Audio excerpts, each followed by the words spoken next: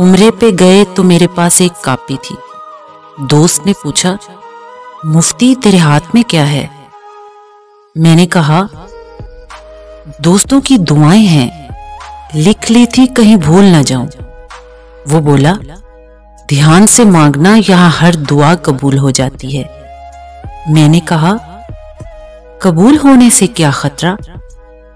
وہ کہنے لگا دیکھ مفتی، اسلام آباد میں ایک ڈاکٹر ہوا کرتا تھا، بڑا علاج دوا کروا لیا لیکن اس کا بخار نہیں اترتا تھا، آخر نڈھال ہو گیا. ڈاکٹروں نے کہا کوئی دوا اثر نہیں کر سکتی جب تک بخار نہیں اترتا. گھر والے کسی مست کے پاس لے گئے اور کہا بابا جی دعا کریں اللہ اسے بخار نہ چڑھے.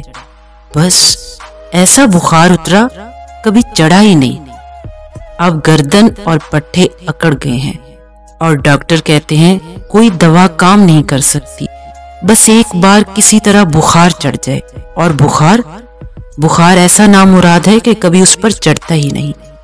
بس میرے ہاتھ سے کاپی گر گئی اور میں نے کہا جو کرتا ہے نا اللہ صحیح کرتا ہے، بس معاملہ اس وقت خراب ہوتا ہے جب درمیان میں ہم آ جاتے ہیں، لیکن کم عقل کہاں سمجھیں گے، اور جب وقت سمجھاتا ہے نا تو پھر پتہ چلتا ہے کہ اب جو مرضی کر لو بخار نہیں چڑھے گا.